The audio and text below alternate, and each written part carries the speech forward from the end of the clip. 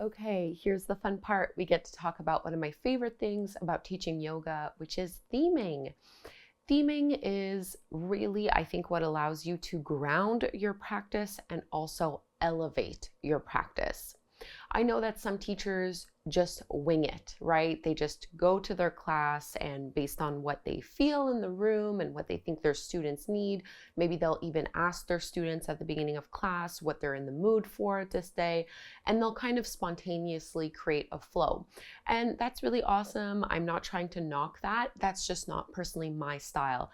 I love to plan and prepare a class ahead of time.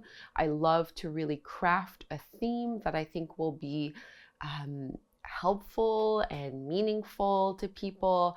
I just find it to be a really good creative outlet for me, and I think it just elevates my teaching overall. Theming can really be the glue that holds your class together, and it can also really facilitate sequencing.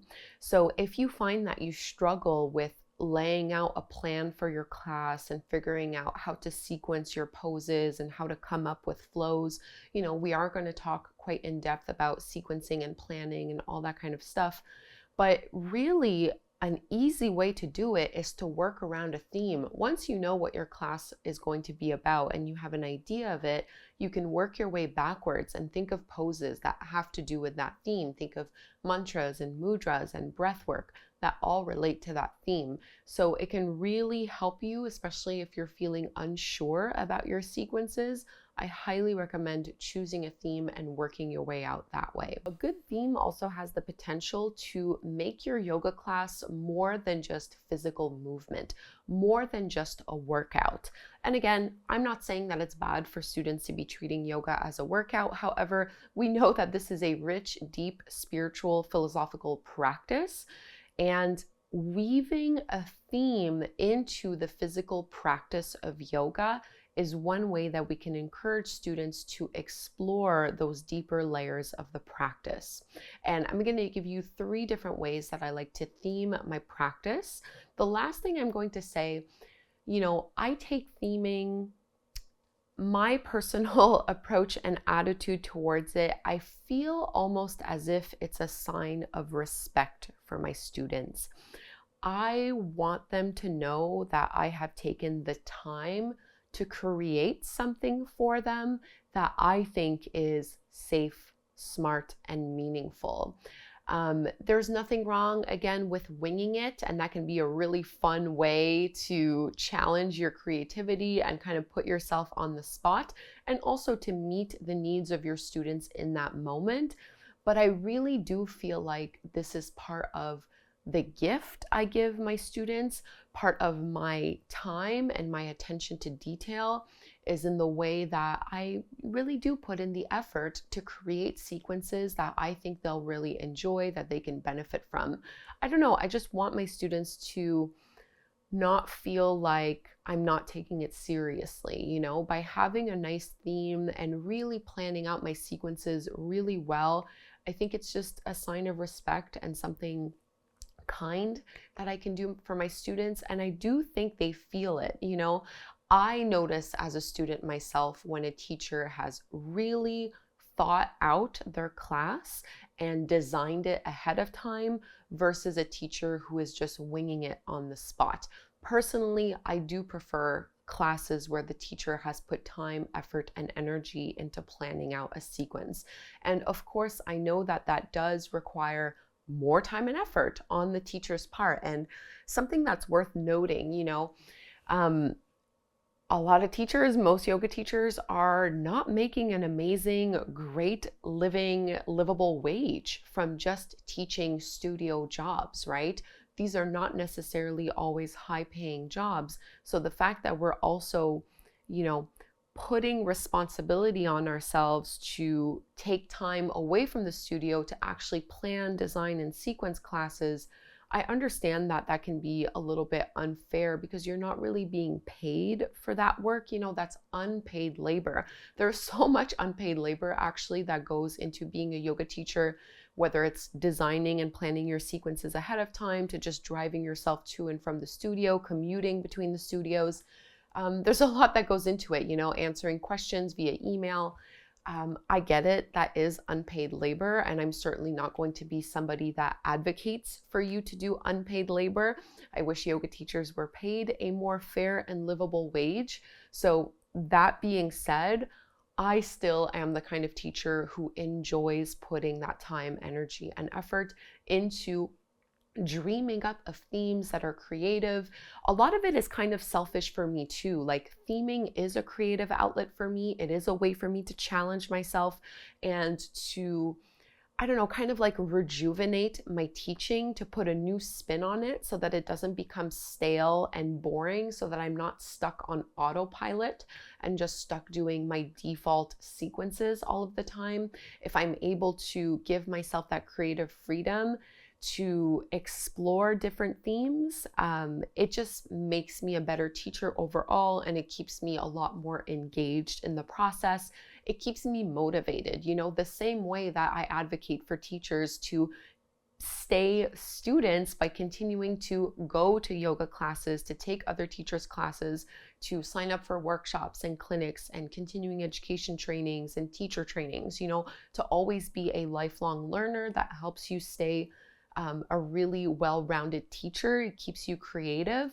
And I think coming up with interesting themes is another way that we can really keep ourselves, in the game and keep ourselves really motivated, and to make sure that our classes are staying relevant to our students and that they continue to be safe, smart, and meaningful. So I'm going to give you a really simple framework to categorizing your themes and helping you come up with ideas. So the way that I usually like to think of my themes, I usually have them separated into 3 different kinds of categories of themes. I have the body, mind, and soul category. And of course, this is flexible, this is fluid. There are a million other different ways to choose themes for your classes, but this just tends to be what works for me and what I tend to gravitate towards. So if I'm planning a class that is body theme, what I'm thinking of are classes that are either based around a body part. So for example, a yoga for tight hips class, that would be a body type theme. Or if I'm doing a yoga for neck and shoulder release, another body type theme. Another could be an asana category based flow. So if I'm doing a back bend class or an arm balance and inversion class, that would be fitting into the body theme category. Some other types of classes that I would fit into the body theme category would be peak pose type classes. So if I'm doing a class that's building up to wheel pose or to splits or handstand, I would categorize that as a body class. And the last one that I tend to include in this one are my time of day classes. So this is when I'm doing a morning yoga class or a bedtime yoga routine. I tend to think of those as being very body focused. However, again, it's fluid, it's flexible. Usually a really good theme will weave in different categories. So that's kind of what I think about when I think about a body focused practice and a theme around the body. If I'm theming around the mind, this is really where I'm encouraging students to learn and to think a little bit deeper. So this is a great category to include yama and niyama, or yogic philosophy themed based practices that would go into the mind category. I also tend to include classes that relate to mental health. So if I'm talking about yoga for stress and anxiety, I would categorize that as a mind themed practice.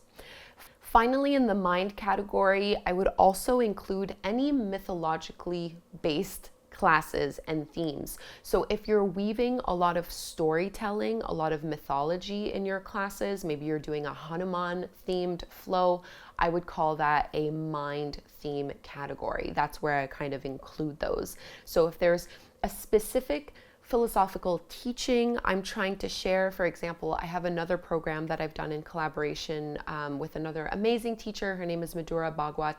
We've done 2 full courses together. We did one course that was on the yama and niyamas. So she did 10 lectures explaining each yama niyama, and then I created a yoga class themed according to each yama niyama. That was an amazing, super fun, creative challenge for me and a great representation of mind-based practices. Another program that we did together was a course on the 10 or the Dasha Mahavidyas, the 10 wisdom goddesses of Tantra. And in a similar format, Madhura was outlining and giving a lecture teaching us about each wisdom goddess, and then I was tasked with creating a yoga class themed around each goddess. So these were mythological or mythology-based flows, so I would again categorize those as mind-themed practices. So that's really what I think about when I think of mind. Finally, the last category that I like to think of when I'm trying to come up with theme is soul or spirit. I kind of use the 2 words interchangeably, but if we're thinking of body, mind, and soul, the soul-based practices, this is usually where I'm working with themes that are a little bit more abstract and a little bit more ethereal. So this can be when I include my seasonal and my lunar classes. So if I'm doing like a summer solstice flow or a full moon yoga class, I'm thinking about soul-based theming. This is also where I include my energetic body-themed classes. So all of my chakra classes, as well as my meridian classes, I tend to think of those as being soul or spirit-based. Now, you could kind of debate that, and maybe you would think that this would be more suitable for the body type themed class. Totally fine if you want to put it in there. I keep it in the soul or spirit category just because, again, it is a little bit more abstract. We're dealing with the subtle body and we're dealing with kind of more subtle layers of the self. So I tend to think of those as being soul-based themed classes. But really, that's how I like to think about it. You know, when I'm coming up with a theme and I know I have to design a class, first thing I'm going to ask myself is, do I want this to be a body, mind, or soul-based class? Often there will be a hybrid, a weaving of different kinds of categories. Like a really good class will probably include themes from all 3 of those categories. But if I'm really trying to keep it simple and I'm really just starting off and I'm, unsure about my theming and unsure about my sequencing, it's easier for me to just pick one of those categories. I'll do a body-based flow. And then, okay, from that body-based flow, let me choose a theme within that realm. So maybe I want to do something for lower back, and then I can plan a yoga class designed to help relieve pain and tension through my lower back. So that's just a guideline piece of advice I would give to you guys. Feel free to take it or leave it. You'll notice in this course, I've also included a list of a bunch of different theme ideas that you can play around with, and I have categorized them with these body, mind, and soul categories. However, of course, you don't have to classify your themes into those 3 categories. This is just what I have relied on and what I tend to use, but also feel free to add your own themes if you notice that some of them are not included in the list that I've provided you with. Please share your own themes. Always a great idea. There's always more that we can dream up of. I mean, on YouTube, I probably have like 750 classes. And of course, I have reused themes over the years, but there's a lot of variety as well. So you can really get super, super, super creative with it. The last little pieces of advice I'll give in terms of theming your class and coming up with one is to first keep it simple, stick with what you know, and keep it authentic. So simple is best, okay? Yes, it's true that a really wonderful theme will be able to blend in body, mind, and soul. For example, I might do a full moon flow, which is soul-based, but it's going to be a full moon flow that focuses on cultivating compassion, which might be more mind-based, and we're going to do it through back bending poses leading into a peak pose of wheel, which is all body based, right? So I'm weaving in body, mind, and soul in just one class. However, simple is amazing as well. If you can stick to what you know and stay authentic to themes that you feel really confident in teaching, and it doesn't feel like you're having to fake it, to really teach and get the theme across, that is so much better for everyone and so much better for your students. Don't necessarily feel like you have to embellish and overcomplicate your themes in order to make them meaningful. Sometimes the best themes are the simplest ones. I find that body-based practices can be the easiest for people to start off with. So a yoga for hips class, a yoga for tight shoulders, a yoga for deeper back bends, or a yoga class to get into dancer's pose, working through a peak pose, a morning yoga flow. Those can be really easy to start off with. And as you gain experience, and as your own knowledge of yoga and as your own spiritual practice and path of gaining knowledge deepens and grows over time, it will become easier and easier for you to tackle other kinds of themes that maybe have to do a little bit more with emotional health, mental health, and spirituality overall. So don't feel like you need to tackle all of it at once. Start simple and stick with what you know. We never want to get in the habit of teaching from a place of lack. I really want to drive this point home that our teachings should be embodied. You should already not only have learned what it is that you're teaching, but really kind of lived it before you feel comfortable enough to pass it on to someone. And I know it can be tempting at times where maybe you've just learned something from another teacher and you're tempted to turn around and now teach it yourself. That can be beautiful and amazing as well, but I would encourage you to have a bit of a sacred pause and to give yourself actually the opportunity to practice it yourself, to really embody it, and to have the lived experience, which you can then turn around and teach. And this doesn't necessarily even have to be about like philosophy or super ethereal, subtle, or abstract teachings. I'm even talking about very body-based classes. So for example, what kind of example do I want to give here? Maybe you took a workshop or you learned all about how the hip flexors work in your body, and you're now tempted to create a yoga practice based around the hip flexors. That's awesome. That's a great idea. Like, you should definitely do that. But make sure that you've actually practiced it beforehand and that you've actually tested those teachings yourself before you package it up and offer it to the world, right? So really is important, embody it, live it, really learn it, like really truly learn it before you feel comfortable teaching it. It doesn't mean that you need to be a master, For example, if I'm doing a stress and anxiety class, I am somebody who has a lot of anxiety and a lot of stress. So I'm not teaching yoga for stress and anxiety from the perspective of, I used to have anxiety, I don't anymore, and here's the yoga class that cured everything for me. No, my lived experience is, I deal with anxiety on a day-to-day basis. Here are the tools, practices, and techniques that give me relief when I need it. I hope it helps you as well. So I'm really teaching it from an embodied, lived perspective, not from someone who doesn't really know what they're talking about. This is kind of the reason why I don't teach prenatal yoga.